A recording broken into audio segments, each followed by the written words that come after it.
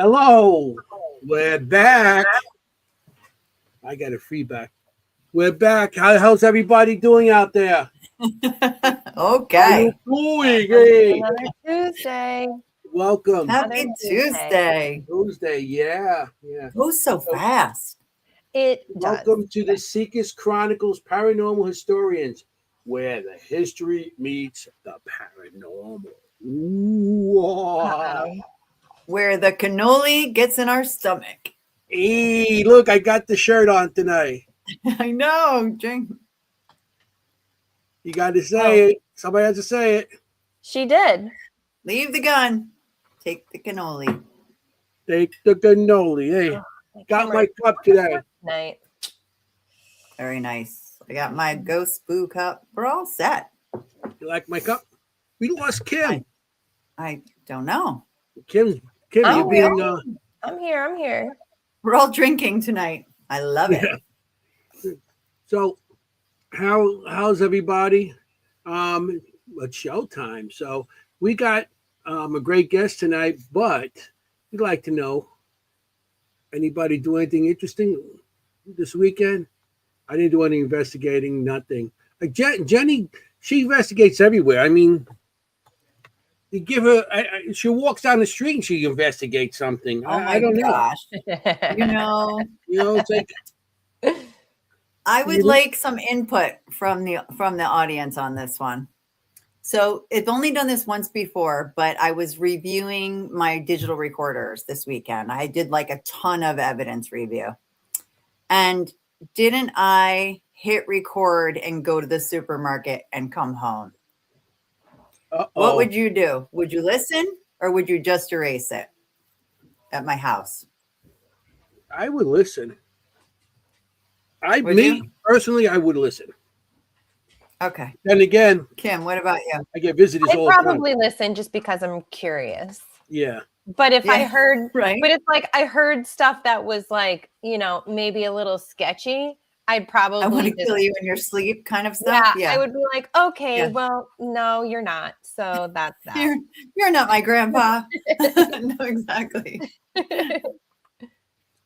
Well, yeah, I know. Okay, I just wanted some input on that one. I probably would listen. I definitely would listen. Because I was like, I've done it already, so Yeah, maybe. Get out. Yeah, you may have left. Get out. You pay my mortgage. Hey. And then there maybe a relevant message for you on there that you. Yes. Yeah. Yes, and maybe that was my investigation over the weekend, so I can say I had an investigation. No, but we have one this coming weekend. The three of us. Yes. Coming up this weekend in New York State. At the Briarcliff. Is it Manor? Mansion? I think it's Manor. I think it's Manor. Briarcliff, and with a lot of good friends of ours. So we're having a Seekers Chronicles event there this weekend, and a lot of good friends for a private investigation. We're super excited because the three of us will be together again. It's been happening. Yeah, it's like we never get together, and when we are supposed to get together, something happens, prevents us from getting together. So but it's been lucky. Kim's frozen. The gremlins are getting into her camera. When Kim unfreezes, we need her to let us know what's going on. Yeah, we know. What's in our stars? Yeah. What? Oh, sorry. Hey, my camera, the internet, whatever. Yeah. So what's in the stars here going on? Yeah. So we just had 3 days. Whatever. Well, yeah. Oop, hey, there's Kyle. He's trying to help me with my camera. Hey. That's my husband. What's up? He's trying to help me. He's the cameraman. He's always your cameraman, so you need him. He is my cameraman. That's so true. I love it. Guest appearance by Kyle. Oh my gosh, he is not in the stars, but so we just came out of a 3-day G3 geomagnetic storm. So that's pretty fun. It was 3 days. It was pretty high voltage, high energy, a lot coming in. We also just had the largest the largest earthquake of 2026. That was in Tonga. That was in 7 point, don't quote me, I think it was 7.6 or 7.3. Yeah. So that's really interesting. And that's crazy because that's almost a fourth of the year way through 2026. that we hadn't had a 7 point or greater earthquake, which is very unusual. So that's kind of fun. The energy is still ramping up, and honestly, even though we're in the descending phase of the going into solar minimum, we still have a high risk of storms. Actually, most of our storms come from either solar maximum or just the descending phase after, and we're kind of in that time right now. So yeah, a lot of energy still coming into this planet. We don't need more of it. Let's stay grounded. Keep drinking your water. Yeah, no Red Bull for you, Anthony. Yeah, no Red Bull. Drink what that. What are you drinking tonight? Blood Moon. Celsius? No. Pellegrino. Okay, because you seemed like you might be drinking the Celsius. No. You know? I did order it. I need that. I need something. You know what I have in my coffee cup? What? Hey, I got mushroom coffee. I've been drinking that. It tastes pretty good. Yeah, I tried that. I tried it and I really wanted to like it and I couldn't. And I like a lot of earthy things. Couldn't do it. I mean, the one I got is actually the pods. It's the K cups. Oh, I can't do those either. I don't like Keurigs. Oh, and some people don't.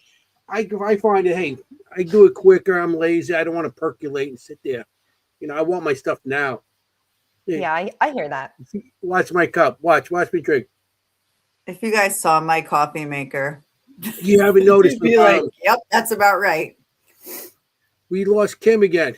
So okay. I mean, I've got one of those, you know, we're gonna have to like espresso machines. Espresso. We're talking over each other tonight. It's like weird. I know, we constantly. I mean, we should. I mean, yeah, let's get going. Let's bring in our guest and let's grill him. No, I'm just kidding. Yeah. Let's bring in our guest. So do the intros. Yes. Oh my gosh. Yes. Fantastic. Well, this is a person who's been friends with you for a while now. Yeah, we were just talking about it. I think 2019 or maybe around that. Maybe even before that. Who knows? We met in Gettysburg. And we had the same commons, beer and cigars. That's what brought us together. Beers and cigars. That's so funny. Yeah. And you introduced me to him in Gettysburg 2 years ago. Right? 2, 3? It was maybe about 2 years ago. Yeah, we hang out. Yeah. Yeah, we hang out on the poolside. And he was the first person I think 2. First person I saw there when I arrived. So that was pretty cool. Yeah. And we talked him into coming on the show finally on episode 76. Finally. 76. I know, 76 episodes later. It's your good friend from Canada, people. We now have another international guest, which is wonderful. Yeah. You gave me some good stuff. We have stuff. Wes Coleman from Correctional Officers Paranormal Society. Welcome, Wes. Here he is. What's up, buddy? How you doing? Hi, everybody. Hello. Great. Yeah. So good. Glad to have you here. Thanks for being here. Thank you. Thanks for having me. It's a great pleasure to finally, even though I'm at the bottom of Anthony's list, you know, I know, right? At least I got on at some point, you know, some cancellation or something like that. I got put in. I don't know. Stop it. No, I did contact you. I'm going through my list of things, people. 76. West. How come I didn't? Oh, shit. Anthony's got a lot of friends, clearly. Yeah. Hey, I'm sure he does. I can't name 76 people. He's like, let's see.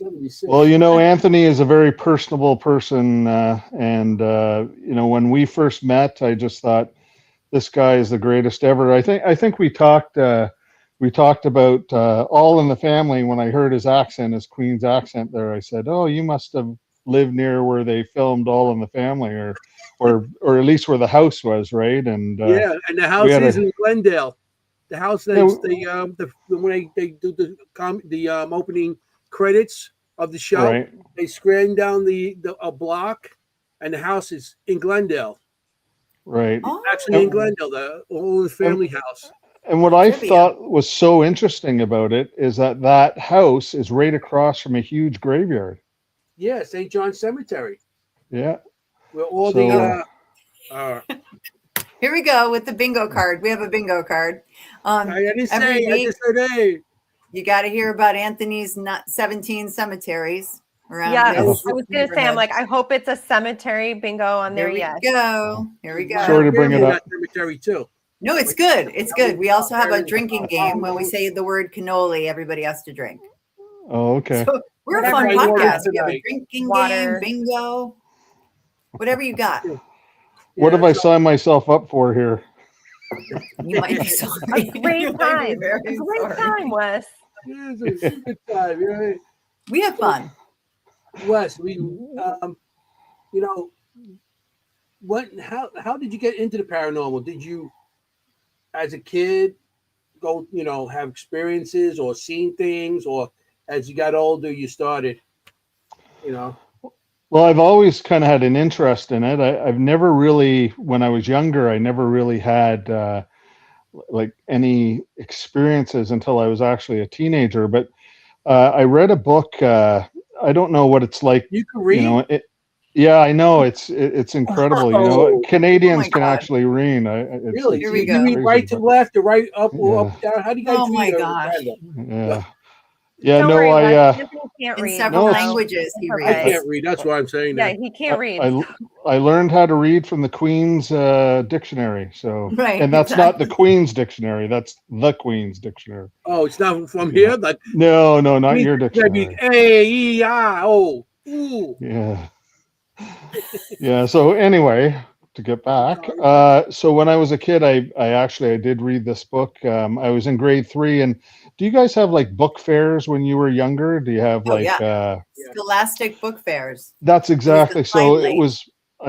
Canada had them too, and I bought this book, and it was called Some Canadian Ghosts. And strangely enough, like I still have the book, but it obviously revolved around ghosts in the different provinces of Canada and the stories behind them. And I was so interested. I was just gripped, where other kids would be like, so I'm in grade, I think I was in grade 5 or grade 6. And where other kids, I would start reading some of the stories. And I don't want to hear it. I don't want to hear it. Where I was just like, I just want to read the next one. I want to read the next one. Yeah. And just kind of Wes went had from the there. flashlight in his bed under the covers reading it. Yeah. Well, strangely enough, my dad, I'm the son of what you would call an Episcopalian minister. So, there was always a lot of spirit in my life anyway. My dad was a very open person. He was, not your kind of regular minister. He was in the military for 28 years, kind of like a Father Mulcahy, I always say, from MASH, if I'm not outdating myself there. But very, very human, and back in those days, your chaplain in the military was also a psychologist. So he was very connected to the men, and it just made living in his family, which I'm so thankful for, so much more easier. He was very accepting of just about anything, except for obviously if you were, getting into demonology or having issues like that. But he was a great man, and anyway, he brought me up in a way where, my interest was piqued by the paranormal, because, a lot of people might not say this, but it kind of delves into religion as well, even though a lot of religious people don't appreciate that kind of investigation. But so it raised a lot of questions when I read the book, and he was kind of left it to me to decide what it was all about. And I never had any experiences until I was about 15 or 16 years old, and I was at a friend's house, and in typical Canadian style, we were playing road hockey. And I told my buddy that there was somebody up in his window, and I knew it, like it was in the afternoon after school. I knew his parents weren't home at that point. And he said, well, there shouldn't be anybody in the house right now. And as I, looked up again, there wasn't anybody there. So I expected maybe the person kind of went off into another room or something. So we all went in like, with our hair on end, thinking, there was somebody burglarizing the house, Oh my but gosh. there was nobody there. So that was kind of my first, it wasn't really that eventful of a paranormal experience, but it was enough that I thought, wow, that's really cool. Yeah. I mean, you probably went in there with your sticks ready to hit something, You know, you have all your equipment on and let's go get something. Ready to check somebody. Yeah, exactly. Yeah. You call it row hockey, we call it street hockey with the roller skates. Yeah. Right. Yeah, same kind of deal, I guess. Well, we didn't have roller skates back then. It was just, Just your old running shoes, and some guys didn't even have hockey sticks. They were, fabricated from other things. So we used to use sometimes the brooms. We used to use the broom. That's when then everybody started getting a little started getting hockey sticks stuff. And we used to use the metal skates. I used to with the squeezer that used to go around your sneaker. Okay. No, I'm not. You're not familiar with that? No, not at all. Yeah. But, there is a game goes on the bottom of your shoe, and it wraps around the front wraps around the front of your shoe, and the back you have a strap that goes around your ankle. So you wouldn't slide? Is that what it was for? Or? No, it's actually to hold it onto the bottom of your shoe. Oh, like a skate attached to your sneaker. Yeah. Oh, I see. Okay. Yeah, I've seen those before. Skates. Yeah. I think that was, now when you were a kid, this is like 1920s, right? So things were a little bit different back then. Well, it was before that. I mean, Nero was in charge, and we used to do at the Roman exactly. Colosseum and everything, and right. There was a lot of investigation at the Colosseum after one of those. Oh my God! Events. You said were you 14? 14, Wes? You said. How old? I was like 15 or 16, I think. I think I was older than 14, but yeah, 15. So we're talking 1990s, Mm-hmm. Yeah, right, sure. Same with me.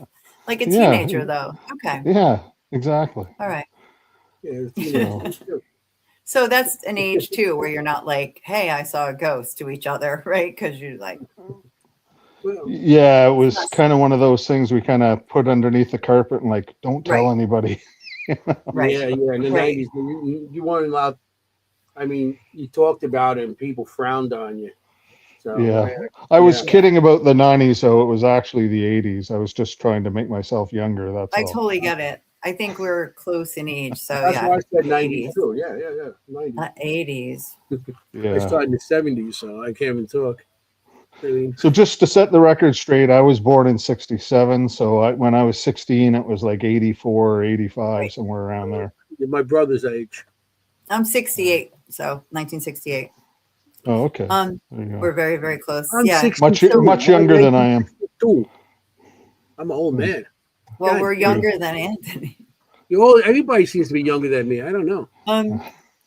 So I guess this is like going to be the running joke tonight. Wes, what happened after that? I got to hear the end of the story. What happened after that? What happened? After what? After you saw this, after you're 16, how did you stay in it? Like, okay. So, there wasn't really a, like a forward progression in the paranormal after that. It was just an experience I had. And I really didn't have my next one until, I was married and I was on my honeymoon, and that was I didn't get married until I was 33. So it was we had gone to this old mill, and they had converted it from an old mill into like a bed and breakfast. And we had this room up. Loving this setup. Yeah. So we had it was a beautiful, very historic mill that was built in the 1700s, and they had just recently at that point renovated into this bed and breakfast, and it was just a beautiful old building. And the room that we had was up in the top corner, and it overlooked where the falls came down the river. Oh, wow. It was just, and the door or the window, it had a huge picture window in it, and it opened up, and you could, like, have the fresh air coming through. It was a beautiful room, and never really thought anything of it until later on in the night, like around 12 o'clock, we could hear these kids out in the hallway running up and down and turning on taps and turning them off, because you could hear, in the old buildings, you could hear the pipes when they, you turn them on or turn them off. Oh yeah. So we could hear that. Yeah. And they were like giggling and laughing, and I'm like, Oh my geez, like, we're God. just trying to get some sleep here, it's just ridiculous. It's our honeymoon. So, well, I'm not going down that road, but anyway, No. yeah. So what happened next was, there's a phone by the bed, obviously, and I phoned down to the front, and I said, listen, like, I don't know what's going on up here, but if the people next door to us have a family or what, but it never even occurred to me at that point that could be something, paranormal. No, you thought it was real. Right. Exactly. And so I phoned down to the front desk. I said, listen, like, this is just driving us crazy. Is there anything, can you come up and talk to them? And, and there was just a silence on the line. Like, there was the person at the other end didn't say anything. I said, hello, like, can you please do something? And then all of a sudden the voice went, somebody will be right up, and then hung up. And I'm like, okay, that's really strange. So yeah, a couple of minutes went by, and then everything went silent, and didn't hear another peep. And I phoned down to the front desk saying, like, I don't know, whatever you did, but thanks for, like, it's much quieter now. And they're like, we didn't even get up there yet. And I'm like, okay, well, like, I don't know, like, then my mind started going towards the haunted thing, right? And I said, well, I explained to them, like, that they were little kids, and they said, well, first of all, this place it's adults only, and it's a it's a place for where no children are allowed. And I said, well, I heard what I heard. We heard what we heard. And and my next question was, is this place haunted? And the woman at the other end of the line said, well, I can't really talk about that, but you can talk to the manager tomorrow morning. And I'm thinking, okay, well, I'm going to have a real restful night's sleep tonight, Yeah. So, I mean, it was very innocent. No. It's not a no. Yeah, exactly. And this was long before, so the progression in my paranormal life is long before I became very sensitive towards environments. Like, I have this, and I'm not going to say it's a special ability. I think everybody has it, but I just have this ability to walk into an environment and feel if it's, a pleasant place or if it's a negative place, Mm-hmm. And I didn't, back then there was no, like, I wasn't really afraid. It was just a nuisance more than anything. Yeah. And so the next day I went in to talk to the manager, and I said, I don't know if you know, but I was in room number 7. Oh, I know the full story, she says. And I said, okay. I said, well, is this place haunted? And she's like, well, we don't really like to talk about that. And I said, well, I'm very curious, because this has happened to me. As I said, I hadn't really had much of an interest in the paranormal by that point in time, but I was still curious as to, what this was all about. And she says, well, I'll tell you the story, but I don't want you repeating this to anybody, because we don't want it affecting our business. And I said, okay, that's fair. And so needless to say, I did tell a few people. I didn't tell them where it was, but so anyway, she began to tell me the story of these 2 kids that when the mill was derelict and it was abandoned, 2 kids had broken into the place, and they were with their dog, and apparently they had fallen down one of the shafts that brought, I guess it was like an elevator shaft that brought the logs up to a certain level or something like that. Anyway, they both died, and the dog was the one that survived, and he was barking like crazy, and some passerby heard the dog barking, and then that's how the attention was drawn to them, that they had fallen and unfortunately passed away. So they get the ghosts of the two kids, running through the building, and I didn't hear the dog barking, but apparently you can hear the dog barking. And it was just, it was a crazy experience. And I look back on that, and that kind of started my real kind of venture into the paranormal. Yeah, of course. Yeah. And honestly, now as an investigator, that you couldn't really have made that setup any more for, paranormal encounters. You have an old location, recently renovated, recently now having people coming in and staying overnight, and running water right next door with like a waterfall next door. That is just a perfect combination. Oh, and there's one other thing too that adds to that, is that the whole area is built on limestone. There we go. You've got 1, 2, 3, 4, 5. Wow, that's probably a really, really strong haunted location. And wow, the kids, incredible. and those poor kids. Yeah. Thank you. Right. Yeah. It's, wow. There were probably so many other things that happen in the mill as well, like accidents and things like that. Like you have to assume. Not said and everything else. Since it was from the 1700s, labor laws. There was no labor laws, and a lot of things also back then were run by kids, because kids had small hands to work on certain machines and stuff like that. And they actually they used a lot of cheap Italian labor. So we work for a guinea. A guinea is money. It was money back then. A guinea was change. That's right. That's right. That's where it comes from. That's where it comes from. Yeah, they work for a guinea. Wes, have you been back to that location since? I haven't. That was the last time I was there. It just kind of went from there. It was around. So that happened in 2002. In 2008. So I was very interested over the course of the 6 years between 2002 and 2008. Always had an interest in it, but I never really took it seriously.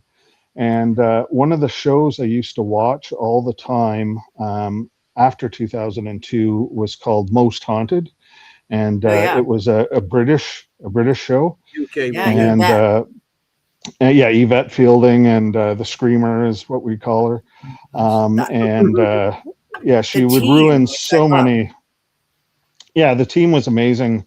There were apparently, there's Derek Akora was there, who was the psychic medium, who was just brilliant.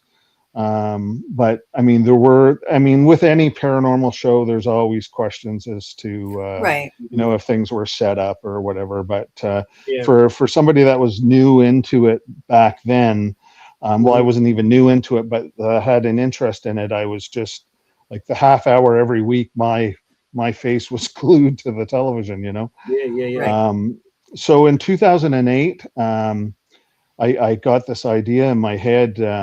So I don't know if I introduced myself to the people watching, but I've been a correctional officer for 32 years. And I was on the emergency response team at work, which are like an elite group of guys who we strictly handle like prison riots and like serious situations at the prison. Wow. And I was on that team. There's about 15 of us, and I got enough nerve to ask them if anybody was interested in forming a paranormal team. And so you have to understand that when I'm asking this is a room full of guys that are, you can imagine just kind of like you see on TV, like a bunch of Navy SEALs kind of thing. So I'm asking these guys if they would be interested in forming a paranormal team. And I was quite surprised. Like, there was four guys that stepped up to the plate, and they were like, yeah, like, I'm glad like, there's one guy who was so into it. Like he was a big tech guy. He had made all this stuff, and he was doing stuff on his own, but he didn't want to tell anybody because he was embarrassed about it. So that was Darren. And so Darren came aboard, and then Terry came aboard. He was another guy that was very interested in it, and then we had. I'm just, oh my goodness. I'm just having a brain fart right now. Okay. Chris came aboard. Sorry, Chris, if you're listening, I apologize, buddy. But so we formed a team, and we started out. We had so I wanted to make sure we got formal training. I didn't want to just start, because I had no idea what I was doing. I saw, the TV stuff, but the TV stuff, you want to be able to get a good backbone before you get into something, because you don't really know what you're facing, right? And still don't really know what I'm facing, but anyway, they were decided that what we'd do is we'd find a solid organization that already did the paranormal. And we came across a group called CHAPS, which stands for Canadian Haunting and Paranormal Society. Oh wow! And okay. The guy's name was Dave Gibb, who ran it.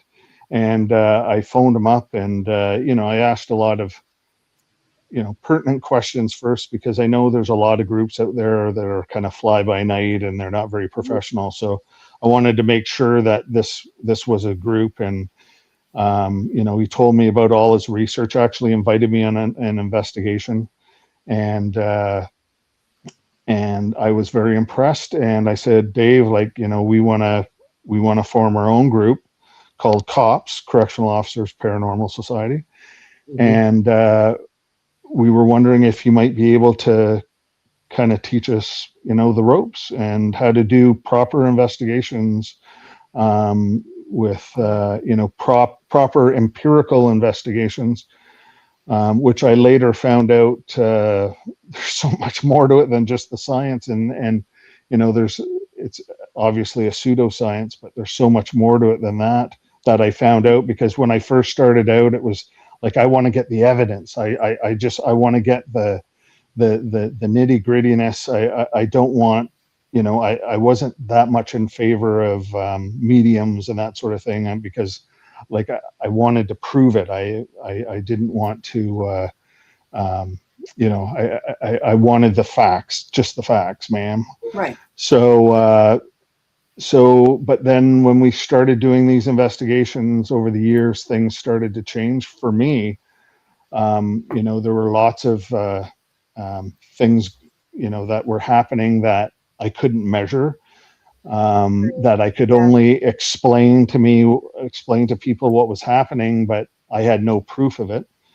So even to this day, when I tell people the stories of all the different places I've been to, you can have all the equipment in the world, but as long as you're not in the paranormal to try to prove something to somebody, you can tell your stories, and then people can judge, whether they're true or not, or if they want to believe, they can.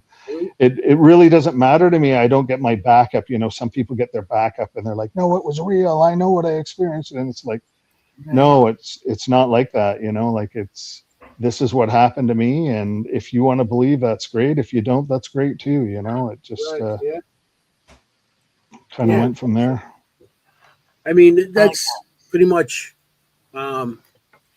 we get into it like you and me and Jenny and Kimm, and it's not like we're trying to prove or make anybody a believer. We just share what we know, or what we see, and what we experience. You want to believe it, you believe it. If you don't, but we know what we experienced. Exactly. And that's the word, experience. Like, it's for the experience. Yeah, and that's pretty much what it is that we all got experiences and all this stuff. People want to believe it. I mean, I was at Gettysburg, and there was a guy that's a critic. I'm not going to say the name, but Les, if you've been there, you know who I'm talking about. I know who he is, yeah.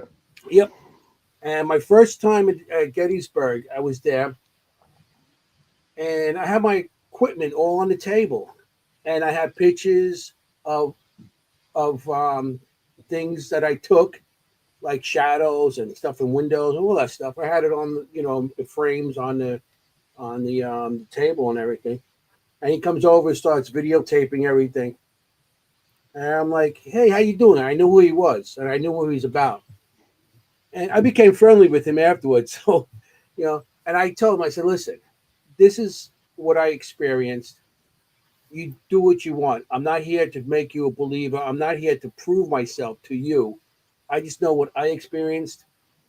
If you want to believe it, you believe it. I just, and then he started talking to me, and then we just started talking about, and we became friendly after that. But I mean, I knew he was a big skeptic, and I know he would have probably trashed it if I didn't become friendly with him. Who knows? But like I said, I'm not here to say, this is what I seen. You don't like it, too bad. But no.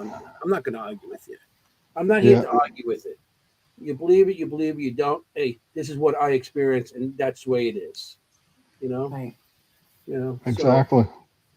Yeah, and honestly, as a medium myself, like, I mean, I like evidence. I do. I love it. I love it when it can corroborate what I'm experiencing, but I also love the history and the evidence to back up what I'm experiencing. Because I know what I'm experiencing, but when I can match that with a date in history, a name in history, an event in history, like that's just like, for me, is just, the cherry on top. That just blows my mind even to this day. Yeah. Right. And it's so great when all that comes together, isn't it? Because I'm definitely not a medium, but I've been, been involved with mediums quite regularly over the past 17 years. And some of them are absolutely amazing, and some of them are not so great. But I think it's, and I don't necessarily blame them because, different environments, different nights, different energies, everything. It's constantly changing. So you might have, a medium that does really well one night, and then she doesn't do too well another night. But it's not necessarily her. It's just the connection isn't there for her, So, but then there are the ones that are, pretend to be who they are, and they take money from people that, want to hear what they want to hear, right? And it's very sad. Yeah, but that's the spot. there are legitimate ones out there, and I'm sure you are. Yeah, Kimm is good. A lot of She's the the real people, deal. She is. She's unbelievable in some of the thank stuff she you comes all. up with. You are the real And deal. all Anthony's the that- eye candy of the I'm show. just the eye candy in the show. I draw everybody in because they want to look at my pretty face. He's the eye candy. Kimm's the real deal. Type of thing. But I did want to back up. There were some questions from Mary Beth that I had for you, Yes, which yes, I I have it right here. completely am like dying. Everybody wants to know these this, I'm answers sure. as well. Let's Can get you it read out. these? Can you read these, Wes? No, I can't. Okay, sorry, I I'll read them. apologize to the audience. Yeah, no problem. I'll read them. So Mary Beth has a few questions. We'll start with this one. Do you or any of the inmates see anything where you work? Well, I kind of mentioned that. The place that I work, I mean, again, like one of the things I've learned over the course of, the last 18 years is that it doesn't matter how old the place is. There are things there that,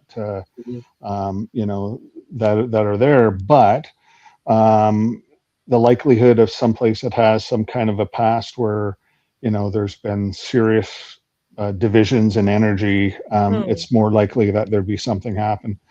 But no, I haven't really,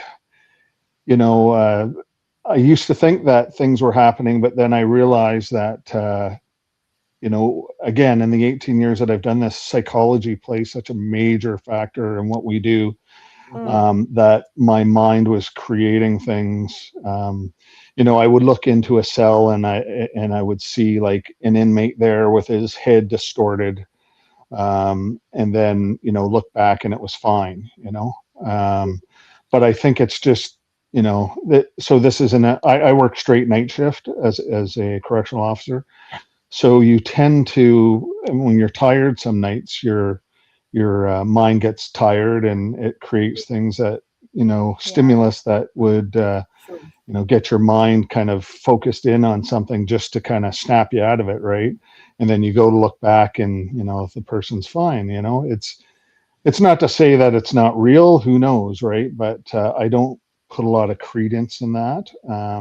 But nothing too fantastic or nothing that's worth for me to talk about, really, which is surprising in the environment that I work in, because there have been a lot of vicious deaths.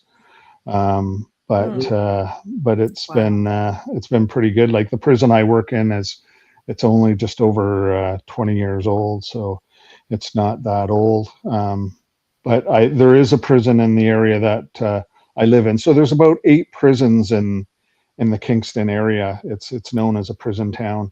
And the oldest prison was built in 1735, and it's made completely of limestone. Oh, wow. And it's very similar. I won't say it's very similar because it is different, but it's kind of like an Eastern State Penitentiary. Right. And it holds a lot of memories, and it holds a lot of feelings, and limestone is that the stone tape theory thing, right? So it holds a lot of energy. And I've been fortunate to get in there a few times by myself, because they don't allow on the record investigations in there. In Canada, they're very conservative with the way they do things, and they don't want that. They do tours of the place, regular tours. You can come up and do a tour of the place, but they don't allow for that. But I have a friend who has a key, so. Oh, always good to have a friend with a key. Yeah, but I can't publicize everything. You know what I'm saying? Gotcha. Got a guy with a guy that has a key. Guerrilla. Yeah. I call it guerrilla investigating. Yeah. It makes it sound kind of badass. Well, you shouldn't really do it, No. but I mean, I am, a correctional officer. I am an officer of the government. And I mean, if it was a kid or something like that, definitely do not recommend that. Exactly. Yeah. But I never recommended yes, he is not anyway. condoning this, people. I don't recommend trespassing because some of these buildings also, like the building you were in, that's fine. But trespassing, if they go into like some of these old buildings, you know the condition of those buildings. And like those kids in that mill that you were at, yeah. If the dog didn't bark, nobody would have found them. Mm-hmm. So that's why I don't recommend people trespassing into locations, because you don't know the condition of the building. You could fall, you could whatever. And you and your buddy could have animals, like a bat could fly into your hoodie, like something like that randomly. Minor danger. The Vampirilla. Happened to me. Wes, is Kingston this is Ontario? Yeah. Yes. So you're right on the water. You're right on. That's right. Right on Lake Ontario, one of the Great Lakes. It's a very historic city. It's got a lot of, actually, Ghost Hunters was up here and did an episode in Kingston at there's an old War of 1812 fort called Fort Henry, and they did an investigation there, which I've investigated.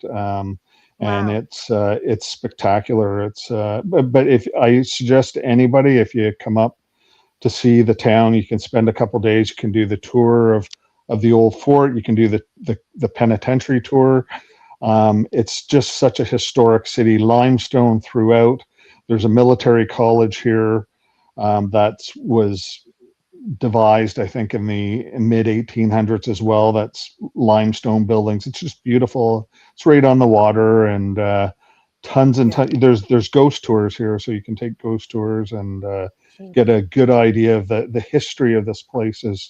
Is unbelievable. Like, of all the different, it used to be the capital of Canada at one point. Yeah. And it's got a very big past with a lot of tragedy.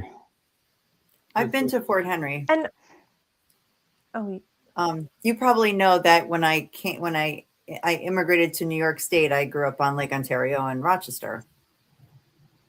So, yay, Lake Ontario. And I went to high school there. You go the other side, you could have waved at each other.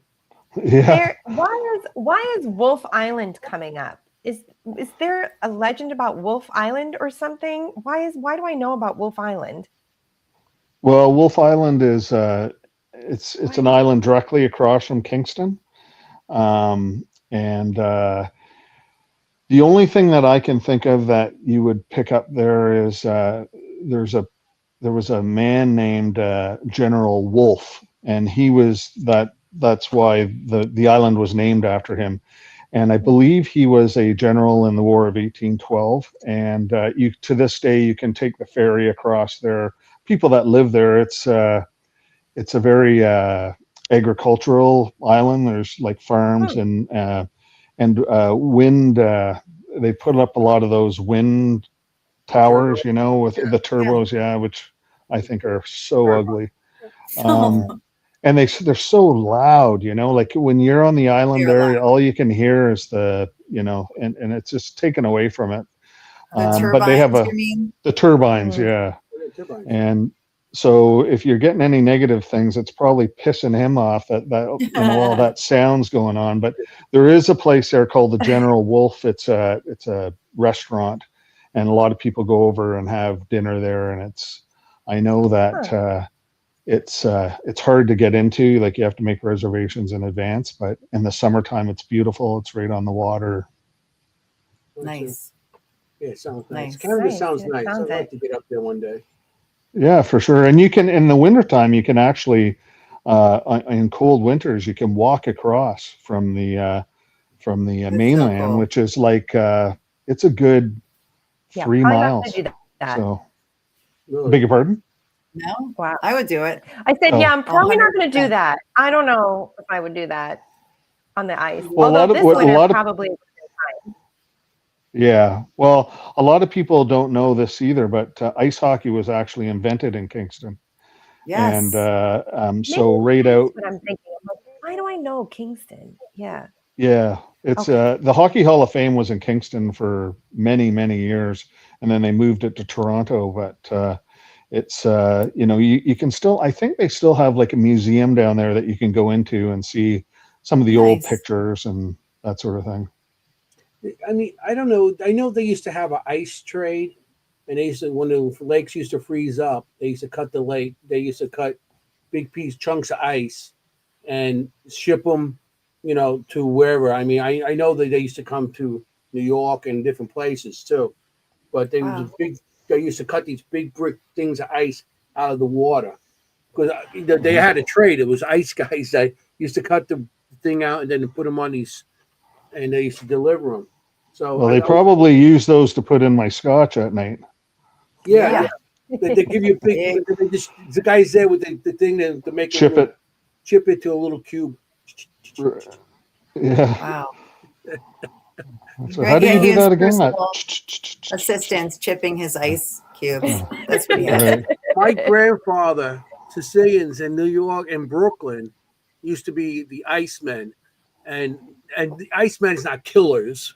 Icemen used to be because they used to have kind of ice. Refrigerators were not made back then. Oh my gosh! And they had ice boxes, and they used to bring the ice to these people. And I actually have it. The thing that you put on the ice, and they used to throw it on their back with a leather thing. And I have one upstairs. Do you?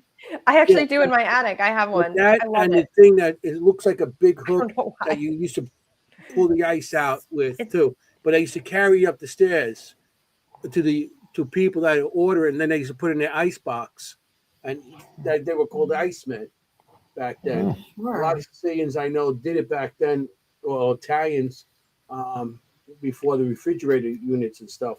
Yeah, that makes sense. Well, also in my town, we had a serial killer in the 70s who was called the Iceman. So yeah, well, that's what's his name. What was his name?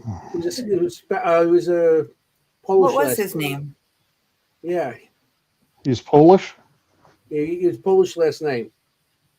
Krinsky, something like that. I forgot his first name. But that guy used to dump his bodies, Kimm. Not to get outside. He used to dump the bodies of all the people He dumped, I think it was 17 bodies over by 17, I think. But Clinton Road in New Jersey, the Yeah. haunted Clinton Road. Yeah. He should dump his bodies there. Oh, I mean, as if we needed more stuff on Clinton Road. That area is so That's haunted. cool. But back to Wes. See how we go off track? Back to That's okay. That's all right. Go down rabbit holes. That's what it's all about. You send me some videos. You've been to some cool places, okay? Ooh. And it's evident. It's just him showing and talking about and showing the place. So I'm going to play one right now. Awesome. Cool. Okay. Cool. It's a Oh, location. So here we are. It's October 21st, 2016. We're here at a very special location, the Jamaica Inn, which is in Cornwall, England. A special investigation for cops. It's actually just me. I'm visiting relatives here. I thought I'd come to this epic location that's been filmed on several different programs, including Most Haunted and Ghost Hunters. So here we are. I'm hoping it'll be an eventful night. Jamaica Inn is famous for Daphne du Maurier's novel entitled The Jamaica Inn, and it's known as a location that has been haunted at times by the sound of horses walking, and also special spirits that maybe we'll bump into later tonight.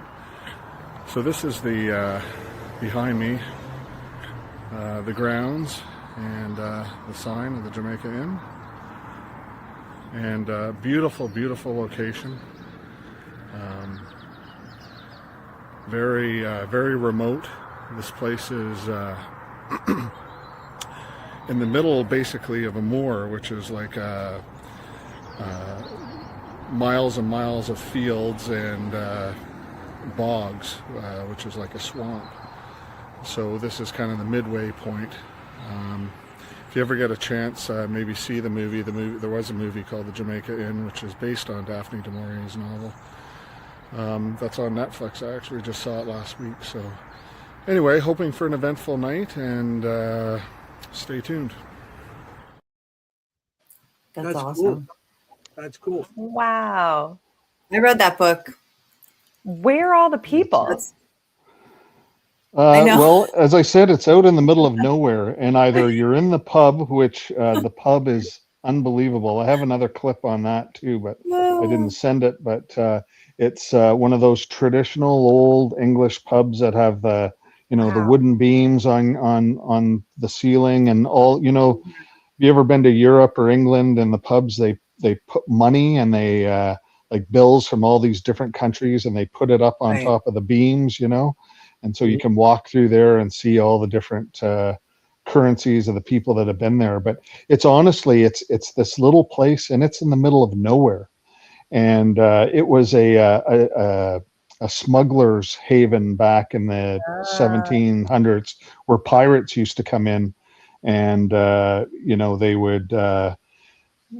would stay at the place, and they like a lot of pirates there that would kind of do their, like, it was just a very evil place back in the day. People died there, and they would do their planning there, and it was just a real nasty place. But today it is just gorgeous, and I recommend anybody that if you're paranormally inclined to go and visit, and you can do your own thing. They do have ghost tours there on the weekend where they include dinner, and I know the people that run it, very, very nice people. And I remember showing up there one day, and they were like, they treated me like I was royalty, like it was just incredible. And nice. But the place has got so much history.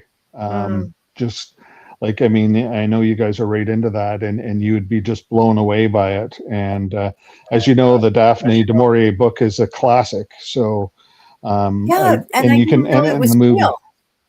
Like I thought that was a fiction story. I mean, in the book, it's her uncle, right, who's a smuggler. Yeah, it's not. I don't think it's real. I think it's. Based I mean, not real, but I thought it was complete fiction. I didn't realize it was actually a smuggling Oh area. yeah, and in the first movie that was filmed, Jane Seymour was actually the played the title role in it. Oh, But I haven't seen it. yeah, you should like, and I as I love the said, book. most Haunted did a show there, and Mhm. they got some really cool evidence. But as soon as you walk into the place, you're just like, oh my God, this is just like, Mhm. it's the quintessential English pub, you know, and Yeah. obviously the beer is great.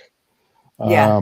But it's just being in that atmosphere and Yeah. feeling, like, yeah, there were areas of that place that kind of gave me the willies. I had a crazy experience there one night where I was in my room and something banged on the door like at 3 a.m., like bang, bang, bang, like really loud. And I got up, like just jumped right out of bed, went out, and it was in a place where there's just this hallway with like 4 rooms in it. And I would have heard it, whatever it was, go down the stairs or whatever. I opened the door, there was just nothing there. Yeah, And that's Right. awesome. it Yeah. was, Sign me up it for was, this place. Yeah, that's you would fun. love it. You would have a very, like, you would be tired at night because of all the spirits that are in there. Oh yeah. You would be exhausted. Maybe I could bring my little ice hook. The ice, yeah. That's what I got. Yeah, yeah, yeah. Well, those are called something different in Canada, but I won't be graphic. Yeah. So it's cool.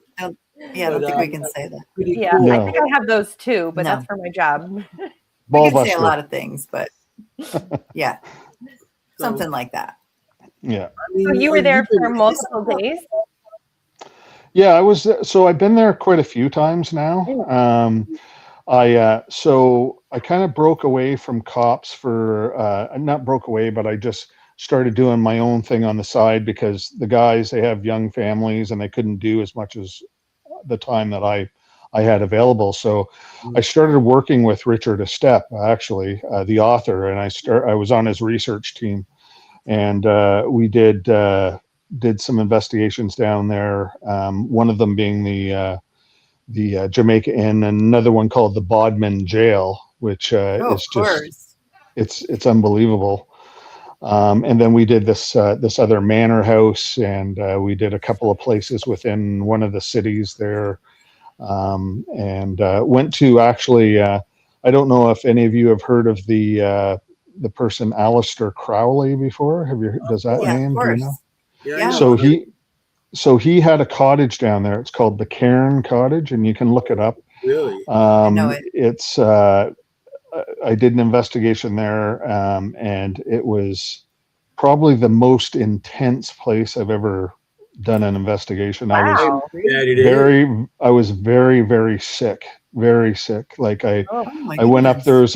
there's an attic part to the place where I went up to do an investigation, and there could be reasons for that. It's a different climate for me. Mhm. I don't know what the heck was up in that attic. I mean, it could be something, bad or toxic. I don't know. Yeah. But I do know that the others were fine. It was just me that was having the problem. And we were with a very renowned medium, and she said that the floor in the cottage was like a whirlpool, and she says it was just like people their spirits were being sucked down this hole, and I think it was that that circular motion that was making me ill, because I can't do Right. I can't even do rides, like I take my son to Disney or whatever, and I can't do the roller coasters because I get sick. Right. But so I think I was feeling that. And I left the cottage. It's right out in the middle of nowhere. Like, you have to walk to it about a mile. And I went outside and I got a breath of fresh air. Just kind of relaxed for an hour and a half. Came back in, fine in the regular part of the house, the bottom floor. But once I went up, it was just like I hit this atmospheric level where I just like couldn't hold on to my cookies, so I had to come down, go outside, and I was retching. So wow. I should have sent you the video. I got a video of that too. But Of you it's an retching? amazing, No, not a me retching. No, I'm just I try to kidding. make it as family friendly as possible. No, I'm kidding. No, but Yeah. that would be an interesting one. Yeah, Yeah, that we. that would be I cool. mean, that he was, with the satanic Bibles and everything like that. That's right. So, And so he supposedly summoned the devil in there, is what Yeah. Right. the story I mean, goes. So. Right. there's all kinds of stories about him with the satanic Yeah. Bible and all the rituals. And there's houses here in the United States too that they had with him, and every Yeah. one of the houses that stayed in or was visiting, because he had a whole following of people too. They used to stay with them. So any location he's actually stayed in has some sort of activity in it to this day. Yeah. Because you don't know what kind of portals he opened up. Well, and I recommend to all the viewers who don't know who he is, look him up on Google, and he is probably one of the most historic, like bad men of history. Really, like if you sure. see some of the things that he did. His main house was Bolaventer House, which is up in Scotland, and actually Jimmy Morrison of the Doors owned it. And wasn't it Page? sorry. I think Page bought it. Maybe it was Jim. I always get those two mixed up. I Yeah, don't know it was- why. I mean, not my generation, your generation. but, Yeah. you know. It was a big thing about One of they those put his kids. into satanic rituals, and then his Yeah. sign that with Zeppelin was Zolfo, and Exactly. they had Zolso. Oh, that's right. Yeah, so they had all kinds of things relating because he bought that place. As a matter of fact, So I think they did an album in there. Yeah, and they did about 4 years ago. The place burnt to the ground, and nobody knew what happened. Wow. But they've since rebuilt it, Really? and you can actually go there. I have a paranormal acquaintance in England who's been there a couple of times, and he says it's just it's just as soon as you walk onto that property, it's just the stuff that you feel it's crazy. Okay, now we have all these questions about anything this. that was, Everybody knows it. Wasn't Hotel actually stuck in California that written house about because that? of what he did. Okay. That was free because it has no walls, so it's out. Yep. Yeah, I think there's a lot of books on And Aleister also- Crowley. Yes. I have Didn't no like idea who Sabbath this person record is. there. So No? In the no. 60s, he wrote the Satanic okay. Bible. yeah, I'll, Yeah, I'll, Matt, you're I'll- like, I'm good. I'm I good. don't need to. If it comes across it, Yeah. I'll come across it. Well, but you so make if sure anybody you're else closed out there who off. Doesn't know Make who sure- he is. Make sure Yeah. you close yourself off before you read some of this stuff because it's Yeah, I don't It's- particularly need to. I knew somebody Unless I had come the across it Bible. like on location. It's Then crazy. I don't necessarily jump in. But I was going to ask you, Wes, because of your background of having, religion in the family and being a correctional officer, do you think Yeah. that's why you could have been more affected in that location? Yes and no. I've always been protected by my family, my deceased family. I've always felt that anyway. Mhm. My dad passed away in 2014, but my grandfather was an Episcopalian minister, and three of my dad's brothers were Episcopalian ministers. Yeah, I feel that from your family. Yeah. So So I'm very protected when I go into places. I think that's why I feel so confident when I do investigations. It's not to say though that something can't happen, because it has happened, but for the most part, like I rely on them when I go into places to cover my back. Yeah. That's so lovely. I love that. Yeah. I got my That's Sicilian so mother beautiful, like a to watch guide. my back with her slipper and her wooden spoon. That's the one who protects me. My Yeah, they Sicilian wouldn't mother protect Yeah. with the spoon. Hey, leave my son alone. So, That's kind It's of called beautiful. negative reinforcement. yeah, I mean, it's like, Sure. I'll take any kind of help. I got another Wes- video I want to play. Oh, okay. Okay. I have a quick question about that. Did Go ahead. you ask for that, or did they just protect you? Like, did you call I upon have them felt to that. protect you? I have felt that all my life. I have felt it all my Okay. life. I've always felt like when I go into, I'm not a regular churchgoer anymore, but it doesn't mean I'm still not connected to it and that my beliefs aren't the same. I just believe that you have a personal attachment with God that is personal, and but I've known that they've always been there, like on special occasions, and I get really emotional, so I don't want to go down that path. Yeah, But yeah. I know that No, they're there, and they're there in the hard amazing. times, and they're there whenever I'm like, it's like they want me to get the answer. They want me to to to get that evidence. Like they're there, but I also know that their main reason is to protect me. Yeah. That's the best thing when you have family backing you. Here's one of your. I'm not sure all the videos. I couldn't make out. I mean, I try to get this on here quick. So. When's the last time you had beer?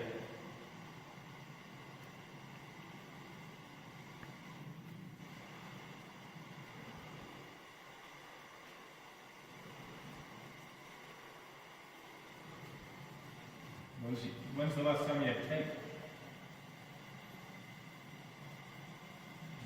Decisions, huh? Thou shalt not covet thy neighbor's wife. Is somebody banging your door when you're out in here?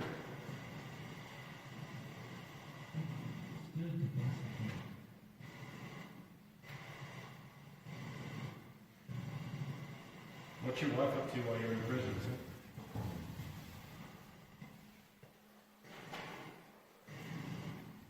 Wes, energy-wise, do you sense any changes? I'm really getting nothing. You need that. Not that I sense that kind of stuff.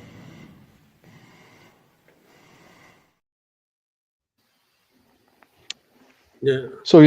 So yeah, that was at Cripple Creek Jail in Colorado, which is about an hour and a half from the Stanley Hotel, maybe 2 hours.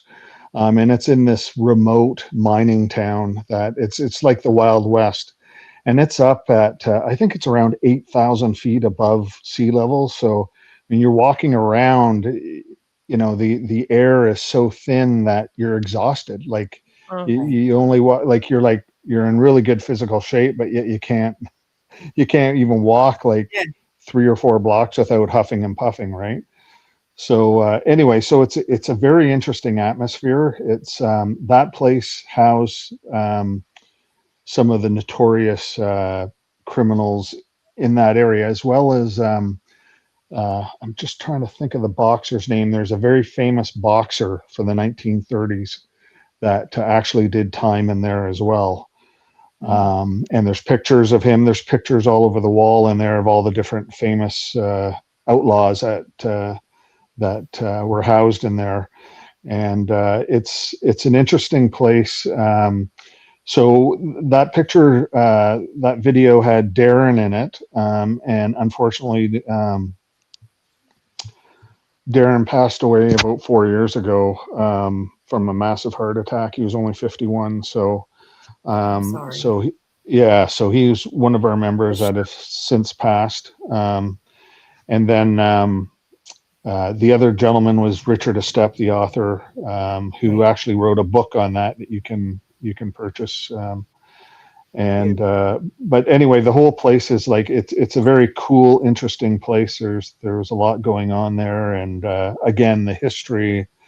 You walk into that town, and it's like all of a sudden you're in the town, and there's nothing for miles and miles away. It's and there's like casinos there now because there's no way to support the economy of this small town. So like the mines have all closed. So you have a lot of people up there, and there's another video I think I sent Anthony too about one of the place that we stayed in, the Imperial Hotel, which had like Crystal Creek. I beg your pardon?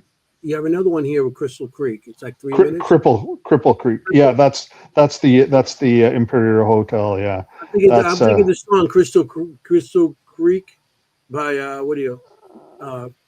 I'm thinking about a song that was Yeah, that's Cripple Creek. Yeah, Cripple that Creek. the song's called "Up on Cripple Creek." You know that Yes. one? Yeah, Yes, that's what I'm thinking of. yeah. I got another one here.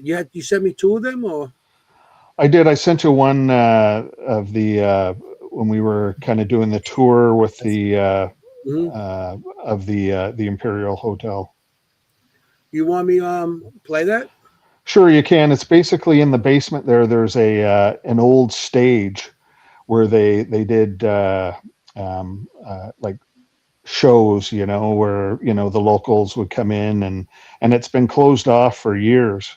And like Roy Rogers' son was in there, Roy Rogers Jr. There's a couple of different stars from the 1930s that were in there that became big later on. Really? But it's been closed for a number of years, and we did a tour through,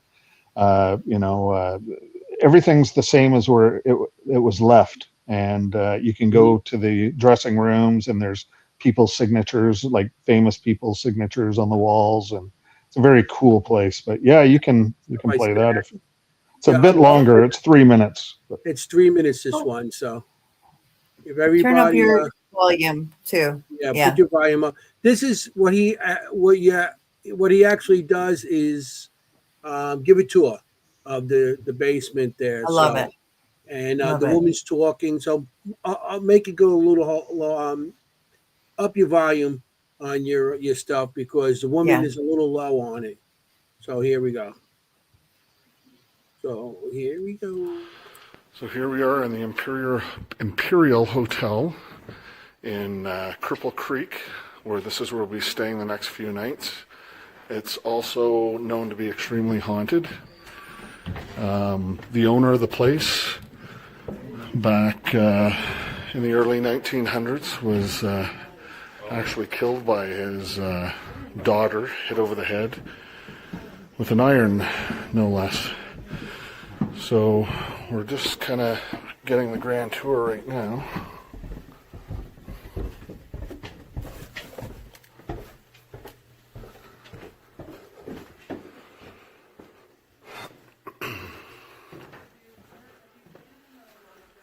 This is the old theater. It's packed away down in the basement here. If you take pictures with flash, that's when I get orb pictures. I have a bunch on stage, I have a bunch by the sound booth. I even have a green orb picture over here by this, and I'll show you where I think the full shoot was. Because like I said, this entrance here, those are the stairs that come down from the hall, from the alley. the padlock ones? I'll show you. So where you just parked was just Oh, right okay. out here. Oh, I see. Okay. And Yeah, so there's this a car is- there. Right. So right behind this wall, you can see like it's kind of boarded up back there, and I think that may be where like the chute actually went in. And then so, I'm gonna squeeze right here behind you, And this Move would have this. been the. and you'll need a flashlight. But you can see to that side and to this side. But this also, there was also a tunnel that went from the Hotel St. Nicholas down to Maggie's, because the Hotel St. Nicholas was the hospital and Maggie's was the morgue. Oh, wow. What's down this way here? On this corner. Interesting. Just heard something over there. I was standing here, right where you are now, and I felt a wind come in on me. I don't know, a couple months back. So do many people come down here anymore, or?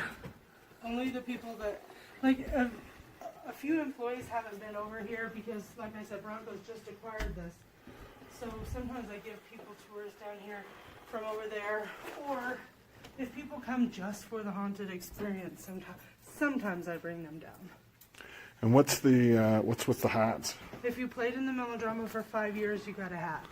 Oh, okay. And look at that. What a coincidence that is. My name. Yeah. just happened to look over there. Roy Rogers Jr. signed the ladies' wall in the dressing room, and Arthur Godfrey has a hat. Wow. There's a hat that just says Goldie, so I don't know if it's Goldie Hawn. Oh, yeah.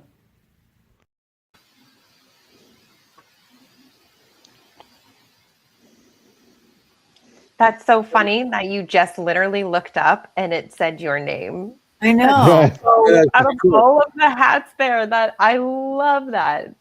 that happens to me all the time. Like, it's Yeah, just that's crazy. great. Like, I went into a place in England. I was in this old church, and they had like all these books of like attendance and stuff like that. Yeah. And I just opened it up, like, just randomly, a page. Wesley Coleman was my on that God. page. Really? Like, just mind blowing. Like, just like, oh my God. Like, I'm showing the people that I'm with, like, this is nuts. Like, this is just nuts, you know? So I don't know. It's these little so things happen to me throughout my paranormal Yeah. experiences. Wow. Yeah, they're little hellos from spirit. Just little hellos.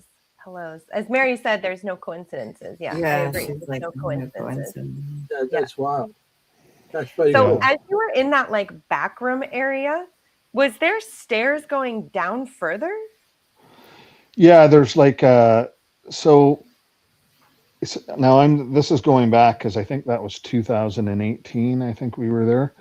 But there's like a little like a cellar down below where they I like it looked like, I didn't put it on camera or anything, but I think it was like a wet room, you know, like if it Right.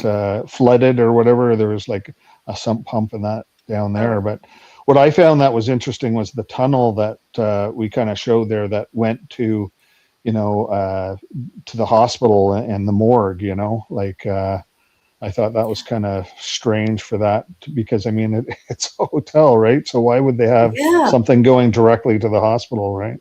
Yeah, that Yeah. is I weird. thought that was fascinating, and I also thought that would be the first place I would go. When she opened that door, I was like, oh yeah, I'd be Does right that- down there. That They house- know me. They know I'd be like the one right down there. Yeah. Does that And they, hotel have any other history, maybe to do with the hotel, with the hospital? I mean, maybe something they had it's quite patients or something or whatever. it's quite possible. Nobody seemed to have the answers to that. But you know, in the Stanley Hotel, there's also a secret. Well, I don't know if it's secret or not anymore, but there's a place that you can go to that's a tunnel that goes underneath. That apparently the servants used to go, and it's very active as well. But a lot of people have not been even in that area, but it's really cool. I mean, I know areas that have a lot of snow and really bad winters do have tunnels that go underground from building to building, especially if you have servants on location and they have their own building. And so they want their servants to get to the main building. So they would have a tunnel going from where their location is to the main building, and the tunnel used to go underneath. I know Buffalo even has tunnels Right. for location. Montreal has it. So- Yeah. Well, that makes complete sense. And I don't know if you have the other video there of when we were at the Stanley. Yes, I do. That's really cool because Pretty for us. that was the first night we were there in October, and that was the first night they got their heavy snowfall of the season. So it was very similar to The Shining, right? Like even though The Shining wasn't about that hotel, The Shining was about another place that was in California.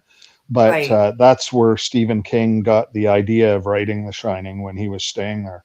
Right. Yeah, well, that's they filmed it at the Stanley Hotel, The Shining. That was actually filmed. No, they filmed that at the Overlook Hotel in California, actually. But Really? yeah.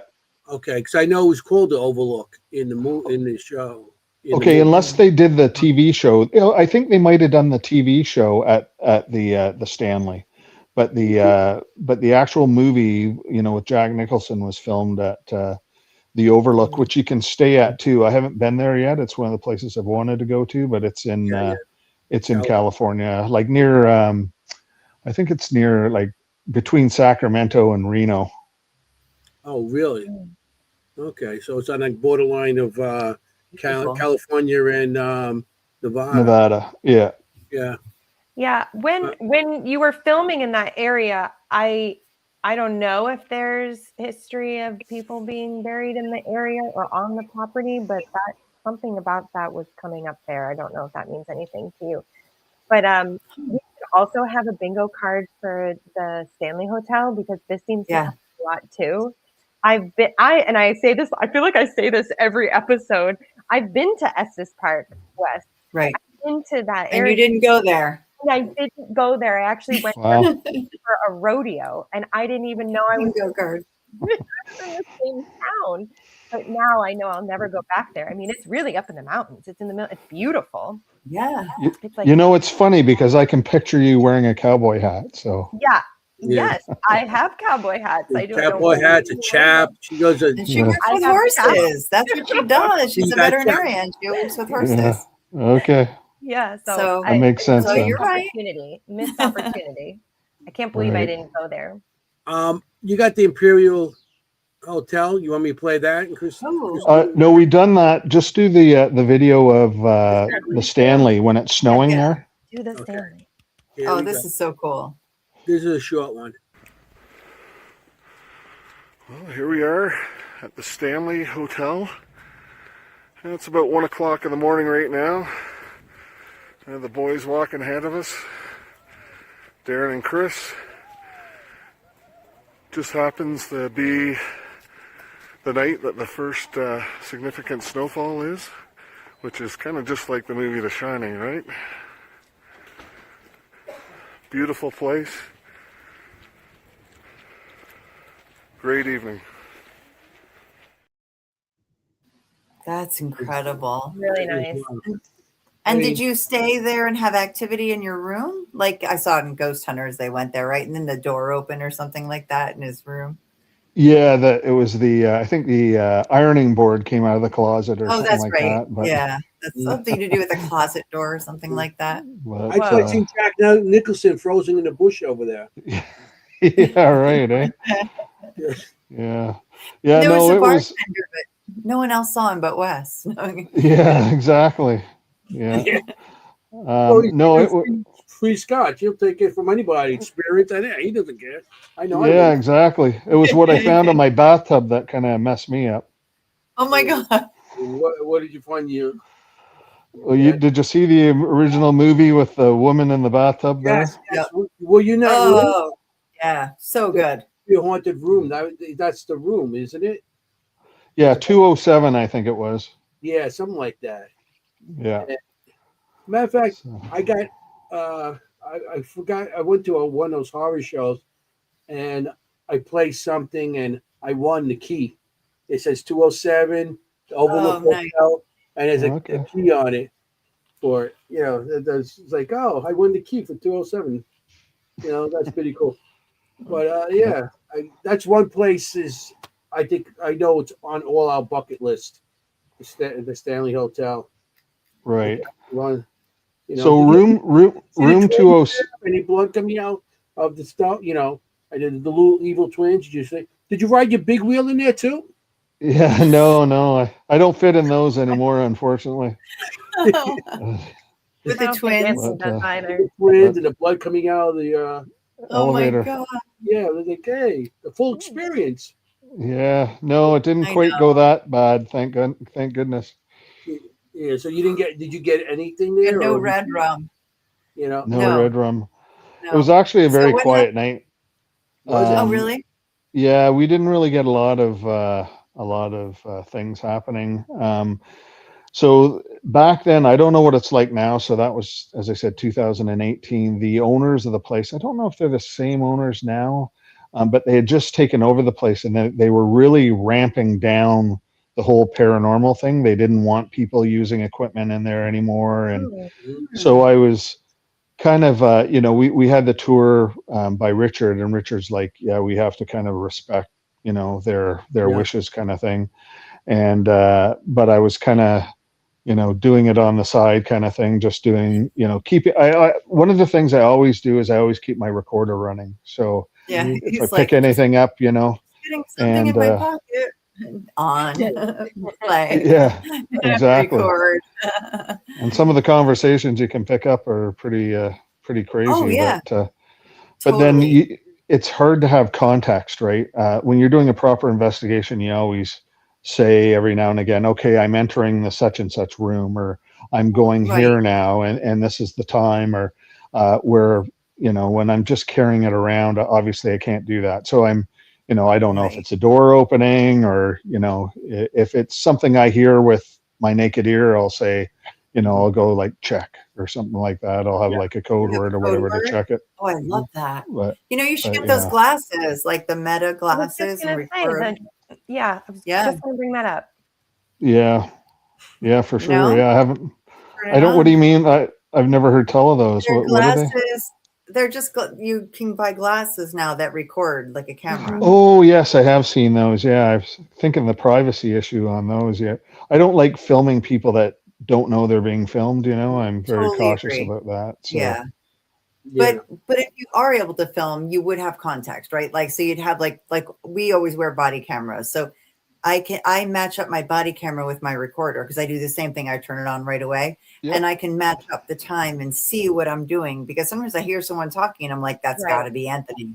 And then I can see Anthony not talking at that exact time, or his mouth Right. closed. It's pretty cool. Right. But I rely on that matchup. So yeah, I know you don't want to just be walking through a hotel filming people. That's pretty creepy. Yeah, it's a fine line, right? And yeah, people kind Yeah. of, are Yeah, you filming, or, I agree. it's like, Yeah. not filming you. Well, Don't worry about it. Interestingly, in New Jersey, it's a one party. It's a one party filming. So in New Jersey, you can film anybody if one person is aware of it being filmed, and that one person can be you. So that's very disturbing. And you can record voice too, can't you? Yep. Mm-hmm. Really? Yeah. Yep. I don't know. I just think it's an ethical thing, right? Like I'm very strong on ethics, and so I'm very careful with some of the evidence that I do post, and you just have to be really careful. Yeah. Yeah, of I mean, course. I know I had events back in the past, and we videotape it, and we did give out permission slips, and and also you put, before they come in, that they pay to come in, you have a sign. This is going to be videotaped for what purpose, and you have a whole thing there. If you have those things in place, that legally binds you. If you know there's a sign there saying you're going to be videotaped, and you walk in anyway, I mean, the sign is there. So, Right. Oh, like a release. You sign a release. Like we used to do that at the Ritz Theater. if you say you go into a location that's going to be videotaped, you put signs up all over the place. You don't even need a signature that way. Right. I've seen those. All over. Yeah. Yeah. When I did my cousin has a production company, and they used to do commercials and all kinds of stuff with the media. And I used to do the key grip on that. And so I used to work with them, and they had those signs all over. And I asked them why you had those signs. And that was the reason. Legally, you're not, if you're walking into a location, it's going to be videotaped. It's well lit, it's legally bond, you can do it. And if you're in there and you get videotaped and you don't want to, there's a sign saying, if you come in here, you're going to be videotaped. So, right. Yeah. I mean, it could be a privacy issue and all that stuff too. But if you're investigating, though, it's pretty cool. Like we were at the convent tattoo shop, Kim and me, and one of our friends was investigating with them, but the only thing is, like, she's constantly saying, turn it on or whatever, like, hey, Meta, stop filming. Like, it's just like this constant, talking to nobody and talking to, I guess we're used to that, but talking to your glasses. We are used to that. You have pictures of you and a couple guys, and then you and a team. Cool. We're going to show those. You and a couple of guys. You got a guy? Anthony's got a guy. That knows a guy. That's who he's with. He's with knows a guy. A guy. He's got a guy. Yeah. He is the guy. Look. Oh, look there at it the is. background. Beautiful. Wow, yeah. I think I could see it from the hillside. I think I saw it. It's on the hillside, right, Wes? Like it goes down into the bowl. That's right. Yeah, I saw it from a distance. Okay, I saw it from a distance, guys. That's the How place. long ago would that have been? How long? Like, Well, it's funny that you say that, Wes. I think I was there in 2018, and it would have been, I think it was October of 2018. we're She was probably there waiting to. too. Yeah, that's crazy. It's like That's there are these guys up on the hill up there. yeah, strange. And they're staring at me for whatever reason because I'm wearing chaps and I'm walking around with a cowboy hat. Yeah, in the middle of October. Yeah. Wow, That's a I great did. photo. That's so cool. What a beautiful day. Yeah, we were very fortunate. Well, other than the perfect snowstorm, I thought anyway, it was Oh, it's coming awesome. down, and what a mood setter, Mm. Oh yeah, Mhm. for sure. If anybody Even if doesn't nothing know, happens, that's you the have that Stanley. setting. That's the Stanley. The Stanley. Not Not the Stanley. Shanley. The That's Stanley Stanley, Anthony. Hotel in Sorry. Colorado. Yeah. That's that inspired the book The Shining with Yeah, what's his Stephen name? King. Stephen King. yeah. So Yeah. that's But That's he, so good. as I say, he got the idea there. So he stayed in room 207 and with his wife. And his child was there too. It's quite a big room. And he, they arrived late at night, and he wanted to try to get something to eat, and he looked everywhere. He couldn't find it. So during this process, he was, walking through the hotel, and it was the last night of the season before they closed the hotel for the winter. And so everything was closed down. And anyway, he just, I guess he took everything in. He had some sort of a spiritual encounter. I can't remember exactly what it was, but he came back to his room, and it was at that point that he thought, I'm going to write a book about this, about this place, and a guy being stuck up here in the winter, a writer. Of course, he always writes about writers. Right, of course. And it was just so when the snow started falling, I'm like, this is just great. Like, it just felt so like, this was meant to be. We were meant to be there at the right time, and first snow of the season, and it was great. Yeah. Look, you didn't get stuck up there. The old guy would have to come up with the tractor. Yeah, it crossed my mind. Somebody that had The Shining, right? Like, yeah, The Shining. Wes is stuck. Let's go get him. I'm coming, Wes. I'm coming. I'd end up in the maze there, frozen probably. Yeah. Oh gosh. Yeah, I'm going to be the next Jack Nicholson in the movie. Okay. Yeah, there you go. Oh no. We're gonna find Wes's typewriter with all work and no play makes Wes a dull boy. Yeah, exactly. Yeah, no. That was terrifying. Yeah, such a great book and film. But I know what you're saying. Like, it's all about the atmosphere. Yeah. But the one thing I was looking for pictures of that Darren had, and as I said, unfortunately, Darren passed away, and a lot of his stuff went missing. A lot of my equipment went missing. People stole it, I think. But anyway, long story short, I did an investigation of the Queen Mary too, and it was like, that was my favorite investigation. That was the first and only time I really encountered something visible that I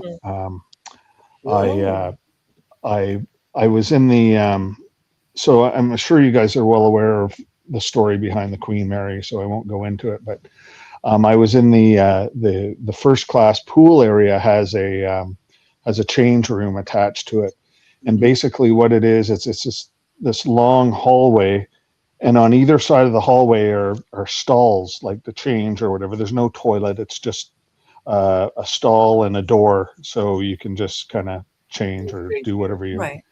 And there's probably about 8 stalls on each side. So I went into one of the stalls and I closed the door, and it was actually I was doing a tour at the time. It was at the beginning of the night. It was like just to get yourself acquainted with the ship and that sort of thing.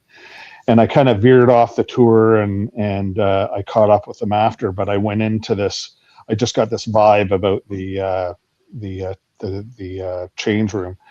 And I went and I sat on the floor about 3 stalls down, and I sat up against the wall. And of course I closed the door and I could see underneath the stall, you know, like I could see like it was kind of like that kind of thing. Right. And it was dark. It was completely dark. And the next thing I knew, this was after about 5 minutes of absolute quiet, this light came out of the floor, and it was, it was like at the beginning of the hallway, and I couldn't see what it was. All I saw was the light being emitted from it. And all of a sudden it started going down the hallway in front of me, and it wasn't human. It was like the closest thing I can say is it was like a spider that was lit up, and it crawled down the hallway, and my back is against the wall, and I am frigging crapping my pants. Like I'm like, I have no idea what the heck this thing is. I've never seen anything like it in all the years that I've done like the paranormal. Obviously, I don't have my friggin' camera or anything like that on, so it's just a story. But it started walking down the hall. It went right by the front of the stall that I was in, and I'm thinking, God, do not make a right-hand turn. Yeah, you know, just keep going. And the thing just kept going down the hall, and then there was one of those doors at the end of the hall that was like a what is it, like a, not like a sliding door. What are they called? The ones where you just push open, you know? One of those kind of doors, and I could see the door open, like just a crack, and the light getting really bright. I think it was getting really bright, at least in my mind. I think it was getting really bright because it was like reflecting off so many surfaces at that point. And then the door opened, and this thing went through, and then it disappeared. And I honestly to God, like I couldn't move. Like I was like, you're frozen. You're just like, what did I just see? What is that? Wow. Well, I thought like it was sleep paralysis or something. Like, had I fallen asleep? You know, was this, you know, because I'm always thinking, so I have a degree in psychology. So I'm thinking, you know, is this something my mind created? You know, like, is this something that, and I couldn't figure out what it was, or a trick of the light, or like a trick of your brain or whatever. Like, But what did it actually have? 8 legs, like a spider? I couldn't really tell, but it moved like a spider, and I couldn't make out the actual. So it could have been on all fours, kind of thing, like maybe with the back up. Maybe, I don't know. Didn't look human to you. You said I did listen. You said no. It was too small. It was only about maybe 4 inches off the ground, you know, and it, you know, scurried across the floor like it was some sort of scary. And it was lit up. That's terrifying. Yeah, it was like generating some sort of light. I don't know where the light would have come from, or but I'll never. That's one of the things that. Thank you, Mary Beth. I was thinking the exact same thing. A water elemental. Yeah, interesting. Oh, haunted. Well, you're right on this. We have some. You're right on a ship, so. Yeah. Because it's funny you say that. Some people report seeing those. What is that? There's a movie about this, and don't feel like this movie is correct, but people see those lights in the ocean, like these deep little lights in the ocean. Well, there is marine life that does emit a fluorescent light that you can see. Like, I know when I was small, my dad took me on a camping trip, and we took this ferry from Vancouver Island over to the mainland of British Columbia, and when we were on the ferry, you could see all the luminescent like seaweed, and that was behind the boat when it was going, like when the ferry was moving, you could see all the light coming up in the water. And so it could there is a legitimate being or marine life that actually does emit fluorescence.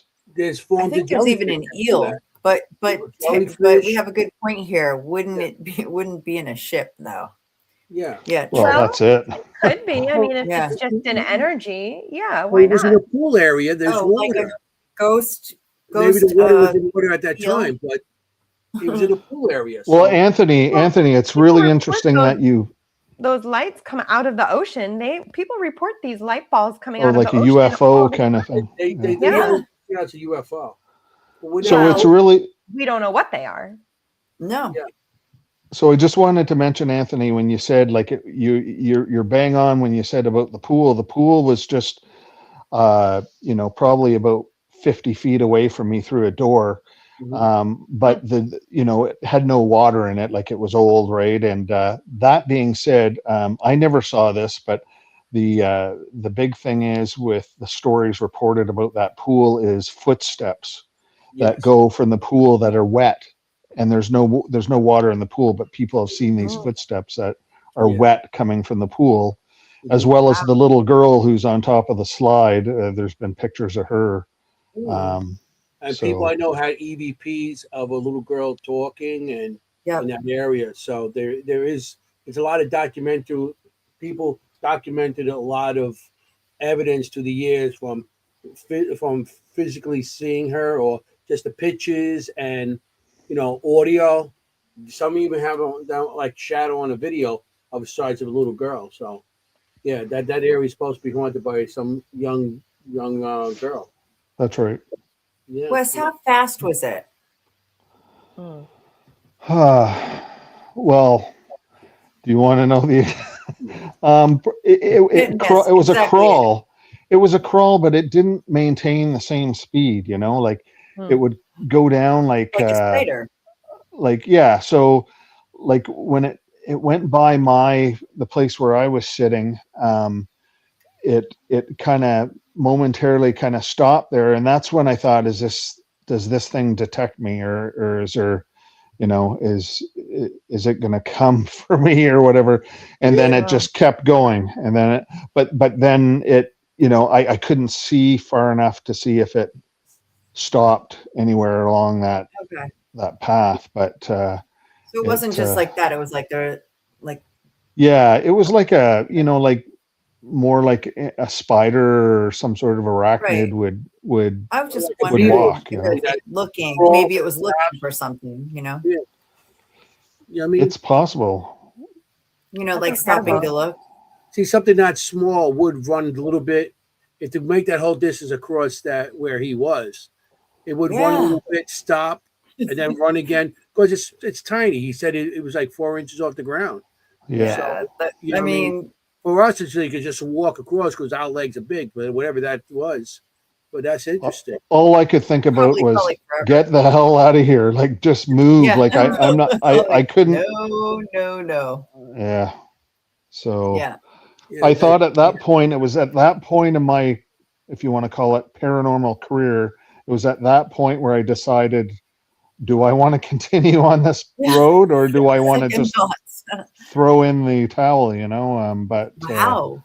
I was, really? I would get more like, into it because I would want to find out some more information. Yeah, on but that. still, that's scary. Yeah. That's the first time as I've said before, there's more than just spirits out there. There's all kinds of energy beings that are out there. Queen Mary, with the Queen Mary, remember it was torpedoed, and that was actually moving soldiers back and forth at one time because it was made for a luxury ship, but it was so big that they actually could put troops on it, and they actually used it to transport troops over. That's right. So it was torpedoed, but it didn't sink. It wasn't, Oh, I just had the worst thought. Like it's a hand, like a severed hand, like going across. Sorry. That's, what? Now that you say it, I think of Cousin It, like it was kind of like that kind of thing. Was it right? like that? Like that size, right? Like, I mean, just that a little size. Bit you mean it could be like a spider, right? Like walking across. But there was no arm attached to it or anything. Right, just a hand. Right, like a severed hand. Yeah. Yeah. A hand would emanate light. You could see the hand. You couldn't see the rest of the body. Maybe it was somebody everyone's mad that was at me for that crawling across the floor. It's possible. Trying to put itself across the floor. That's why they stopped and they kept on going. I mean, Yeah, but We the could come up light with part of something. it doesn't make sense. Yeah. The light part of it The doesn't make sense to me with luminescence. the luminescence with a regular spirit I does not agree. make sense to me No. at all. I mean, if the No. spirit's not not some- strong, it's not going to be able to illuminate maybe whole body. Maybe it can illuminate a part of the body. No, but that Right. kind of illumination is not really something we associate with spirit No. entities. Yeah. It And I isn't. think you're right. You're thinking one dimensional when you think Yeah. about like the elementals and that. Like people often Uh-huh. overlook that part of it, and that's it could very well be something like that, which it makes sense, right? So, but Oh, at for that point sure. in my career, I wasn't in depth enough for the paranormal to understand all the parts of it. I mean, I'm still learning. I don't Oh, by same. any means Yeah. say I know it all, because I don't. No, none of us But do. We all that's are. the whole, my interest is the learning part, and Mhm. telling people my stories, and people are gravitated towards them, or they're Yeah. they're interested, and I love that. That's what I love. But to other people, they're just like, hokey pokey, whatever. That's, you got to open up your mind to it. I mean, there've been several people I've met over the years who have been very closed-minded, and I said, just come with me. And there's another picture there you'll see that I sent to you, where I've done we do a like an open paranormal night at a place that we used to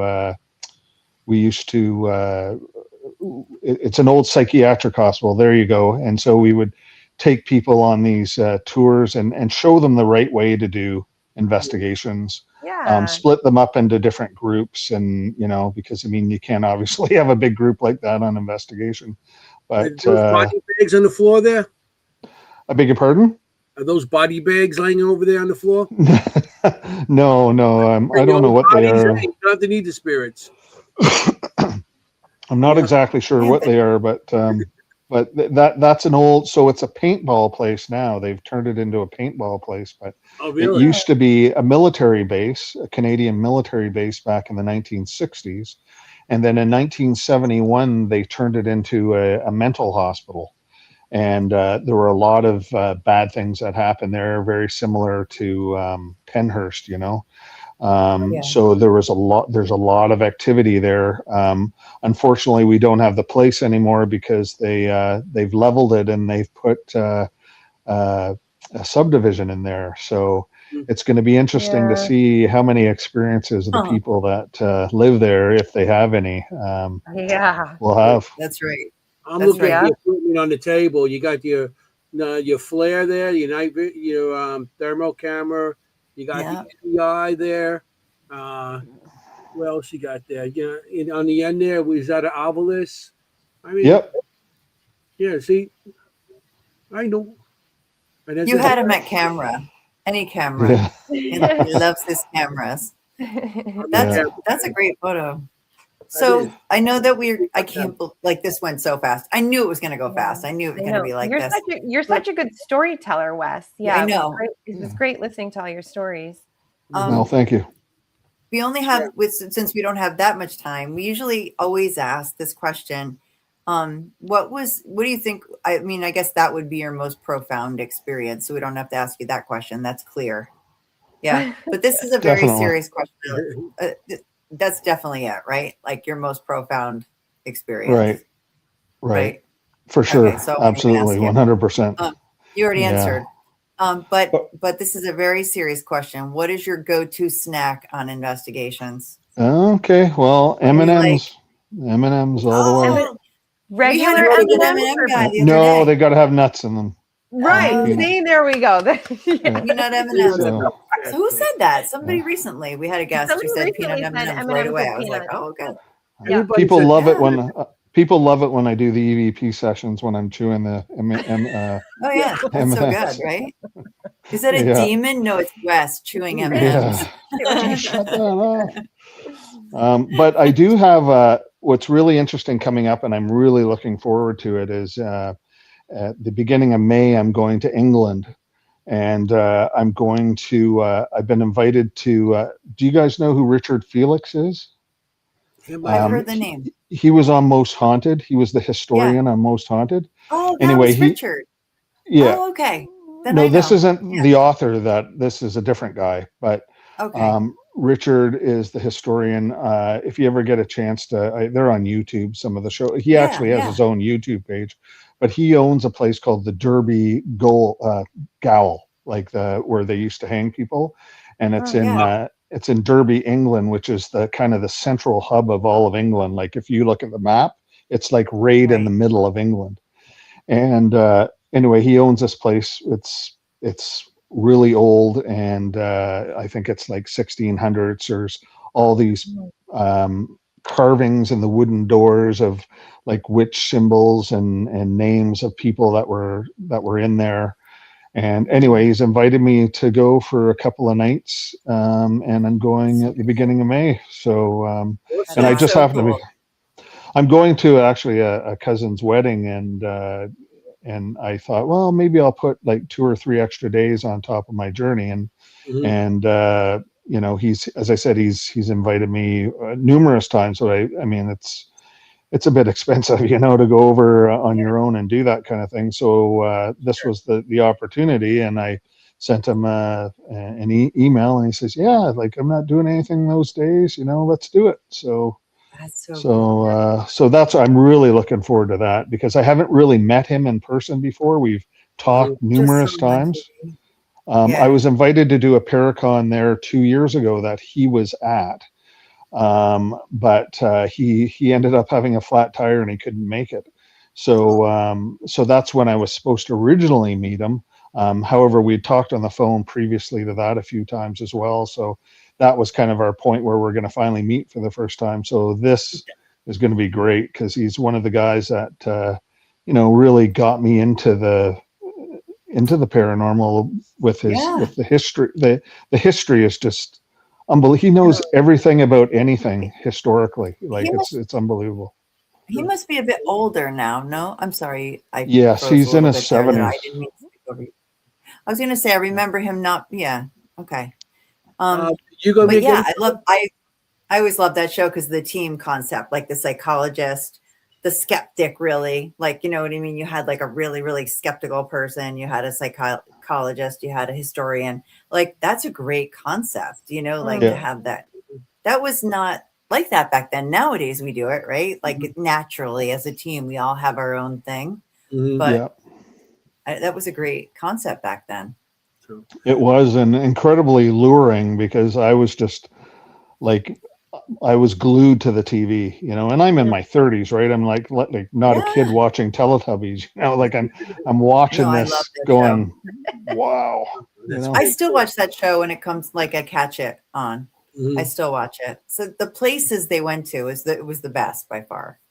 Yeah, for sure. Well, the history over there, again, you know, I keep contradicting myself, but you don't need history for paranormal activity, but the stories, you know, and you know, like you'd have the historian talk about a certain property that they were going to investigate, and you'd be like, oh wow, you know, this happened here, you know, Anne Boleyn lost her head here, or, you know, like, and you'd be like, oh, you know, that's so totally cool. I've read about this in books, but to actually see the place, you know, like, the location. To stand on that same ground. Yeah. We're That's the getting best close part. to the 2-hour mark, so we have to start wrapping it up a little bit. I just want to know, you going to be at Gettysburg this year? I hope to be. We'll see how it goes. There's a lot of political stuff happening right now I got to be wary about. So, you know, I don't want the ICE agents, you know, at the Gettysburg bash putting me down on the ground, and, you know. I'm looking for the ICE agent to send me back. Yeah. Where am I going to go? A frame trip to Sicily. Well, as long as they have cannoli, that's the main thing, right? Yeah, that's where they made it. Cheers. So, yeah, let's play bingo. We got to end I love it soon. I love it. We got well, we hope to see you, but we understand completely. After us, we do what's right for you. Yeah. Well, anytime, you know where to find me. Give me a shout. I love you guys. Yeah. You guys have been, you know, you guys are really good friends of mine, and I miss you. And yes, thank you so much for having me. We'll be hanging out, drinking beers, and having cigars. Yeah, I'm thoroughly impressed with all the places you've been. I mean, you've really been to some amazing haunted places. So Well, that's and we've only incredible. touched on just a very small amount. So Wow. if you want a little So you'll more, have to just come come back. back anytime. Yeah, for You'll sure. have to come back on the show Are before you episode writing a book? 170. I'm sorry?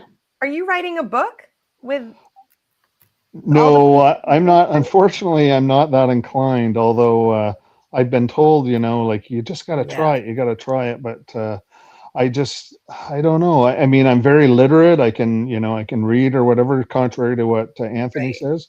Yeah. But I can actually read fine. But I don't know. It's just, I mean, I love telling my stories. I love, Yeah. we go to the bash. I go to other events and stuff like that, Yeah. and I talk about my stories, and I love doing that. But yeah, just pen to paper, or I guess it's not pen to paper anymore, but hands to keyboard. I'm just not kind of that inclined. Maybe In someday, but audio. I'm very busy right now too. I mean, I've still working. I've got another year left, and maybe after that, people have been telling me you got to write a book on all I your think we'd like adventures. to read your stories too. So yeah, just put I put would a love maybe it. little pen in that and revisit Maybe it a someday. film, a feature-length film about Or Wes's film. There you adventures. go. Oh my God, it'd be the biggest flop of all time. Leonardo DiCaprio playing Wes Coleman. Yeah. Oh I God, really yeah. have to go. So I Yeah. really don't want Okay. to. Okay. Oh my Sorry. gosh, We'll see Anthony. you for Such a cigars and downer. Yes, whatever. don't go away. We're going to sign off and we'll talk minutes afterwards. Okay. Many Bless thanks you. for coming on, Wes. All right. Thanks Thank to you everybody so much. that's come to the chat room. Thank you all. Yeah, we Yeah, had great thanks questions, great everybody. They loved it. engagement. They loved Yeah, you. it's awesome that everybody showed up tonight. A lot of questions. Yeah, It they're was so great. Wes had fantastic. Thank you, Wes, again for sharing all your things. I just want to tell everybody that if you're going to go on an investigation with Wes, okay, if you're going on an investigation with Wes, make sure you be safe because you want to look for ghosts, not be a ghost. Ciao, familia. Good night. Good Thank night, you, everyone. everybody. Good night, Ciao. everyone. Thank you. Hey, how you doing?